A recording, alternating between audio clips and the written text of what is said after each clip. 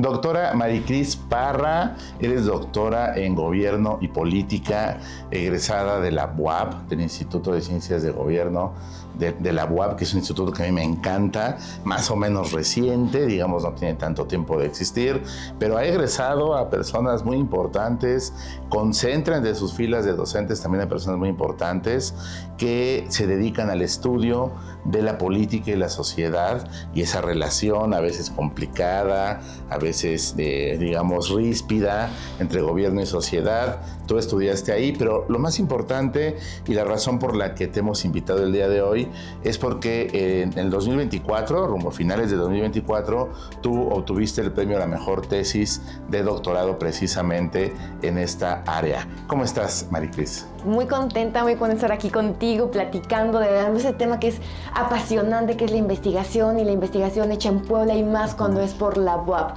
La verdad es que es maravilloso para mí estar aquí contigo. Oye, ¿de qué va la tesis con la que ganaste? ¿Cómo se titula primero? ¿Y de qué se trata? Para que podamos entender más o menos esta temática que te llevó a obtener esta presea dentro de la universidad. Pues mira, el nombre está generoso. Ya ven que las tesis académicas tienen que quedar muy puntualizadas, claro, que se va a encontrar. Exactamente. El nombre oficial con el que ganó es Agentes socializadores y su influencia en la formación de la opinión pública sobre corrupción de los jóvenes universitarios de la zona metropolitana de Puebla. ¿Y resumido? En palabras sentado, es cómo nos educan, cómo nos socializan para ser corruptos en Puebla. Ay Dios, eso está bastante complicado. Complicado y además escalofriante, ¿sabes? Escalofriante. Porque al final de cuentas siempre es muy fácil decirle al gobierno, ay, es que sabes que eres tú, las instituciones y el pueblo bueno. Pero cuando estudias ya con pincitas y el método científico, porque sí, tenemos métodos científicos los de ciencias sociales, y te das cuenta que no, que hay factores que son del mismo pueblo que permiten la corrupción o que la favorecen. A ver, quisiera abrir esta conversación con una idea, tú me dirás si estás de acuerdo o no, de Paulo Freire. Él era un pedagogo brasileño, considerado filósofo de la educación, y él decía que la educación es la transmisión de la cultura. Así es. Y la cultura es todo lo hecho por el ser humano en cuanto a ser humano se refiere. Con todo me refiero a lo bueno y lo malo, o lo que calificamos o catalogamos como bueno y malo. De manera que cuando un niño se educa en una sociedad, lo que va a hacer es recibir esa transmisión cultural, tanto la parte buena como la parte mala. Entonces, si nosotros a nivel mundial somos considerados una sociedad corrupta, es porque educamos a los niños para ser corruptos. Eso decía Freire. ¿Qué opinas tú? Sí, es que justamente son mis hallazgos, pero tengo que puntualizar algo. La educación es uno de los agentes que te va a socializar. Lo que te transmite la cultura es un proceso llamado socialización. Y hay en muchos ámbitos.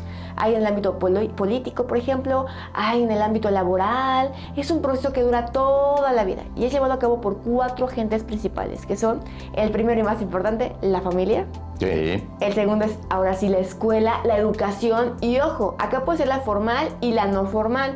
Ejemplo, creo que en periodismo se daba mucho que esas plumas que eran atroces, que sacaban carnita, muchas veces no eran letrados de licenciados en periodismo, pero habían empezado reportando en esquinas, anotando, y con el paso de los años se volvían eminencias, ¿no? Claro. La educación no formal también socializa, también transmite un tipo de cultura. La parte empírica, el aprender haciendo, la experimentación.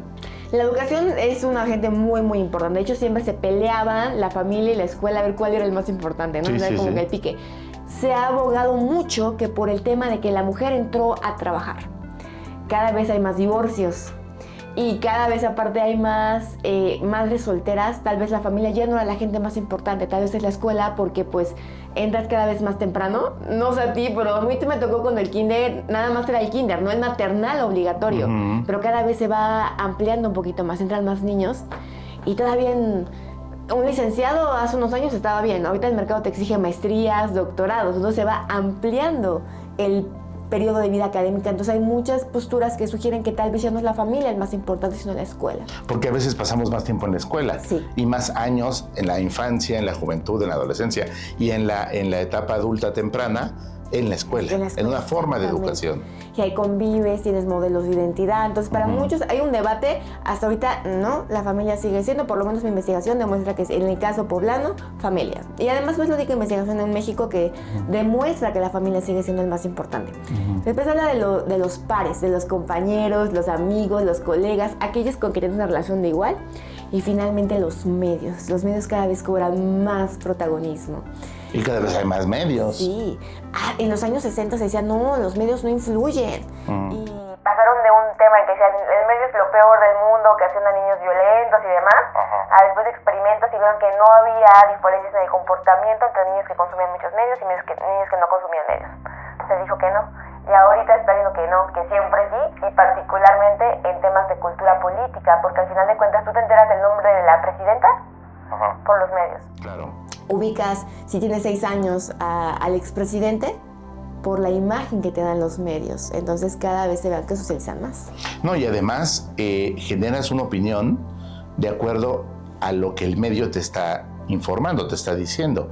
Porque el ejercicio del periodismo, no solamente en México, creo yo en todo el mundo, no respeta la imparcialidad. No. Porque es muy complicado. Como ser humano, cuando das una noticia, de alguna manera tienes que impregnar tu opinión, a lo mejor no de manera explícita, verbal, pero sí con la expresión facial, sí con el tono de voz, sí al apretar la mandíbula o al relajar la cara o al mover de una forma o de otra las manos. Y entonces le estás diciendo a la gente, si te están viendo o si te están escuchando con el tono de voz, qué opinas de esa persona de la que estás hablando. Claro, incluso a veces hasta seleccionar qué va a ser la primera noticia. Ahí hay un sesgo, hay una agenda de lo que el medio decide que sí es digno de ser noticia y que es indigno de ser noticia, o que sea nada más un comentario más, un hecho más y no algo relevante para ser noticia. Estos 4 agentes son los que van a formar al ciudadano. Eso es fundamental, porque la cultura política es lo que cómo nos movemos en las democracias, ¿no? Es este conjunto de creencias, si creemos que el gobierno es malo o bueno, qué tanto lo valoramos a la democracia, no lo valoramos, y qué tanto sabemos movernos en él. En el nivel más básico, que es el de las demandas, que puede ser a través del voto, hasta niveles mucho más complejos, ¿no? Que es el de la respuesta, cómo le doy retribución a mis representantes, me comunico con ellos, qué tanta capacidad tengo yo de influir, cómo me siento capaz de influir en la toma de decisiones. Es un tema apasionante, muy complejo. Y vaya, para muchas escuelas la democracia no se puede sostener sin una cultura política acorde a la democracia. Lo vemos mucho en América Latina, por ahí de los años 60, 70, que había instituciones democráticas, pero no teníamos la cultura y se caían. Claro. Entonces, de hecho, el origen del estudio de la cultura política viene de ahí, del nazismo, de que tenían las instituciones democráticas en Alemania, pero fueron tomadas por el nazismo. Entonces, bueno, esa es la cultura política. Y la que lo transmite son estos 4 agentes: la familia, la escuela, los pares y los medios. Y ellos son los que van a educar al ciudadano para que sepa ser ciudadano. Y puede ser un nivel maravilloso, puede ser un nivel de una persona súper participante, que se interese en los asuntos públicos, que vaya, que vote, que se interese, que esté en ONGs, está muy padre. Pero puede ser incluso ciudadanos que no participen. Totalmente apáticos. Apáticos. Y lo que nos dice la literatura es que son necesarios, curiosamente, porque si no el sistema colapsa. Claro, no puedes tener a todos participando y levantando la mano. Es como en un salón de clases. Exactamente. Si de repente le dices a los niños, ¿quién sabe la capital de fulanita, no? Y todos levantan la mano, China, ¿quién le da la palabra? Exacto. Y si no, se empiezan a pelear por la palabra, ¿no? Cuando todos saben la respuesta, o cuando todos quieren opinar respecto a un tema porque estás tocando un tema en boga o que toca fibras sensibles. Por ejemplo, actualmente en una secundaria, en una prepa, tocas un tema de feminismo, tocas un tema de aborto, tocas un tema de homosexualidad, e inmediatamente todos quieren opinar, para bien, para mal, opiniones encontradas. ¿Cómo administras la opinión? Exacto. Y con la sociedad en general pasa lo mismo, por lo que estoy entendiendo. Exactamente, necesitamos ciudadanos, tienen que ser muchos, tampoco se vale que todos sean apáticos. Exactamente, no, eso no tampoco está bien. Pero digamos que lo que se estudia es la cultura política, eso qué tipo de cultura. A mí lo que me gusta estudiar es cómo se va a transmitir esta cultura política, cómo se va a formar este comportamiento del ciudadano, para que participe o para que no participe, para que diga, ¿sabes qué? Si voy a votar o no voy a votar, o ¿sabes qué? Voy a darle una mordida al poli, o mejor voy, me formo, pago la infracción y me vuelvo a formar, porque son muchas vueltas, para que me den la placa. Claro. Oye, ahorita acabas de tocar el tema que creo que es medular en la tesis que te llevó a obtener este premio. Tú centraste la médula de esa tesis es el tema de la corrupción. Así es. O sea, si esa transmisión de la cultura, si esta educación, digamos, política, social, pero en la médula de la corrupción. Y para poder ahondar en el tema, me gustaría que nos esclarecieras qué es la corrupción, porque creo que lo tenemos confundido. Creo que a veces pensamos que corrupción se limita estrictamente al tema de las multas, se limita estrictamente a la palanca, ¿no? Por ejemplo, dices, alguien ingresó a un trabajo por una palanca, fue un medio de corrupción, o fue un cohecho, o fue un conflicto de interés.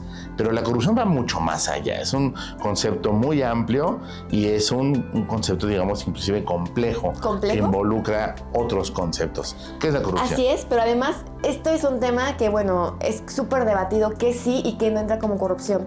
Para muchos autores la corrupción es algo tan pequeño como que yo te escribo y te digo, oye, ¿me das espacio en tu programa? Y te caigo bien y me dices, claro que sí, Luis. Claro. Porque estoy bien, pero bueno. Y que me digas, sí, claro que sí, vente. Y a la entrevista programada le digas, no, sabes que la próxima semana. Sí, desde ahí. Desde ahí puede ser corrupción. Sí. Nosotros, o como sociedad, entendemos corrupción con un tema más de autoridad, ¿no? Con el tema de las multas, cuando no hay licitaciones, por ejemplo, y dices, fue por dedazo, por asignación, ¿no? Eso es corrupción, pero también hay corrupción en el hogar. Si al hermano mayor le dan un poquito más, si al hermano menor de repente le dan más permisos. Claro. Y no hay una razón justa para hacerlo. Es un tema muy grande. Para algunos la corrupción debe ser solamente tema instituciones, y otros dicen, no, la corrupción empieza desde el hogar, que es la vertiente que yo escogí. Es decir, no podemos alimentar las instituciones democráticas si no hay corrupción desde antes. Claro, es decir, la corrupción va más allá solamente de la parte del funcionario, ¿no? Sino puede ser incluso un estilo de vida. Exactamente. Hay gente que vive en la corrupción, ¿no? En todos los casos, en todas las esferas que toca su vida laboral, su vida familiar, se mueven a través de la corrupción. Entonces es un concepto que, como decíamos, es mucho más amplio. De hecho, en los grupos de enfoque me encontraba a jóvenes, todos eran universitarios, pero que tenían el primer recuerdo de la corrupción en, me parece que fue cuarto de primaria, en cuarto de primaria, que me decían, es que, ¿sabes qué? Yo pasé cuarto de primaria porque me enfermé bien feo. Y yo, a ver, pero si te enfermaste, ¿cómo lo pasaste? Claro. O sea, no me cuadra la relación. ¿Qué tiene que ver? Exacto. Es que mi papá se arregló con la maestra. Pero cuarto no es un año serio. Si te pones a pensar, los potentes son primero, tercero y quinto. Cuarto es un repaso de tercero. Entonces, sí. No fue tan malo. Inclusive, con lo que me acabas de decir, entendemos que se minimiza la corrupción.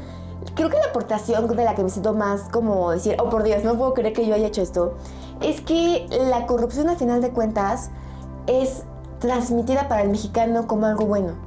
Es decir, los medios es el único agente que en el modelo cuantitativo se aplicaron encuestas, para esto te platico un poquito, a universitarios de la zona metropolitana, de la UAP, de la Ibero y de UPAEP, que son las universidades con mayor matrícula en la entidad. Y se les preguntaba qué opinaban de la corrupción. No, pues la corrupción está muy mal, ¿no? Y después cómo platican, con quién se enteran de corrupción. Y resultó que el medio que les tenía más relación en un modelo de revisión múltiple eran los medios. Y tú dices, ¿pero cómo? Si te digo, en la literatura de hecho dudaba que los medios fueran tan... Eso a mí me tiraba la hipótesis, ¿pero por qué? Fue en los grupos de enfoque cuando me doy cuenta que todo tiene sentido. Los medios es el único agente que te dice el costo de la corrupción, los problemas que ocasiona la corrupción en el país, de tal manera que la corrupción es malo, es un problema. Y que además hay investigaciones de Martín Echeverría, Rubén González, que demuestran que en México la corrupción es un tema sistémico, o sea, no es un tema electoral. En otros países como en Chile o España se habla de corrupción en elecciones. Pero en México no es, todo el tiempo hablamos de corrupción. Todo el tiempo sabemos que la corrupción es mala. Un niño crece escuchando que la corrupción es mala por los medios. Pero la familia le dice, ya me arreglé con tu maestra. Ya voy a arreglar el problema. O sea, la corrupción no es el problema, es la solución. Es la forma de arreglar los problemas a los que te enfrentas en un país de los llamados en vías de desarrollo. Pero también no me dejarás mentir, y no es por hacer una apología de la corrupción, pero siento que a veces el mismo sistema social en el que vivimos nos empuja a eso. Es que la corrupción a veces, esto suena muy mal, pero está también estudiado, o sea, no me alimenté. sino que de verdad la corrupción se ha visto que a veces es un elemento, es un mal necesario. Exacto, sí, de la cultura política. A veces es como un aceitito que necesitamos que la máquina quede lubricada para que funcione. El tema es que los mexicanos nos pasamos de aceite, o sea, unas gotitas, está bien. No más, y aquí le echamos litros y litros y litros de corrupción, pero vemos por qué. Los jóvenes y los niños son socializados en la corrupción. Al principio yo les preguntaba, ¿alguno de ustedes es corrupto? Y así como de, no, y sabes, no como que la pena. Claro. Y uno dice, el primer valiente, sí, yo sí, mi padre, creo que porque su abuelo era el presidente municipal y que tenía trato preferencial. Y de ahí se van todos como en cadenita. No, yo también, yo también. Y empiezan a vincularlo. El más común son las multas, como bien dices, pero hay otros, trato preferencial. Había el hijo de un empresario que me dijo, es que, ¿sabes qué? La corrupción, yo siempre he escuchado que mi papá puede trabajar bien gracias a que se arregla con un funcionario. Entonces crecemos, nos educan, nos socializan de tal manera que en la corrupción buscamos la solución y no es el problema. Y para colmo de males, los amigos. Llegan los pares y entre pares no nos sentimos orgullosos, penosos, decir, soy corrupto, es como de ya me arreglé. Al contrario, el corrupto es el que tiene más poder. Exacto. Y entonces es el líder de la manada, es el líder de la banda, es el líder del grupo de amigos, del colectivo, ¿no? Entre los vecinos de una colonia, elegimos al presidente de la colonia, al más corrupto, al que tiene más palancas, al que va a ser que más rápido vayan a pavimentar las calles o arreglen el problema del agua, o meta más patrullas, o logre los permisos para poner una cerca en la esquina de la casa, ¿no? Es decir, vanagloriamos la corrupción. Y nos quedan pocos minutos, Maricris, pero dime, en el ejercicio de investigación que hiciste, ¿cuál es la solución que se puede proponer para este problema que por lo que veo es ancestral, histórico, trascendental, constante y continuo? Exactamente. ¿Qué solución le podemos dar? La solución es muy compleja porque no la hay. Tenemos que cambiar a las familias, a las escuelas, porque además, ojo, la universidad fomenta la corrupción. Y aquí no importa si es pública o privada, No faltó en ningún grupo, o sea, privadas y públicas era como de, hubo un chavo que pagaba pasar la materia por el Torres 10. O sea, no importa si es de universidad pública y privada, se arreglan faltas de horas de prácticas profesionales con corrupción. Sí. Entonces, la corrupción en lo que nos educa, tenemos 3 agentes y además, según la literatura, los más relevantes, familia, escuela y pares, que nos dice que ser corrupto es la solución al problema. Y solamente un solo agente, que son los medios, que nos dicen que ser corrupto es ser malo. ¿Cuál es la solución? Lanzar campañas de comunicación estratégicas a familias, a grupos primarios, para que ser corrupto sea sinónimo de vergüenza para el padre. Claro. Y quién sabe si funciona. ¿Te acuerdas la campaña de los DVDs que era de pirata y... Sí. ¿Comprabas el DVD pirata? Tengo un papá pirata. Sí, ajá, decía exacto. así, claro. Bueno. O el niño llegaba y le decía, papá, mira, me saqué un 10 pirata porque copié. Exactamente. Pirata, hijo, sí, es como tu película. Sí, me acuerdo perfectamente. Son campañas de concientización, pero que a veces se quedan muy cortas para el tamaño del problema, porque como decíamos, es histórico, se viene arrastrando. Maricris, si alguna persona que nos esté leyendo, viendo o escuchando le interesara acercarse contigo para ahondar más en el tema, para invitarte a dar una plática, de repente ocurre, te has vuelto a través de un doctorado, a través de una tesis que es evidente que resultó brillante, por eso ganó, una persona experta del tema, una persona que puede comunicar el tema y que está calificada para ello. ¿Cómo te podemos encontrar? Pues me voy a mandar un correo a contacto con Cris es con K-I-S-S, @gmail.com, o también en Twitter, como @mari.cris. Muchísimas gracias por esta conversación. Gracias a ti por invitarme.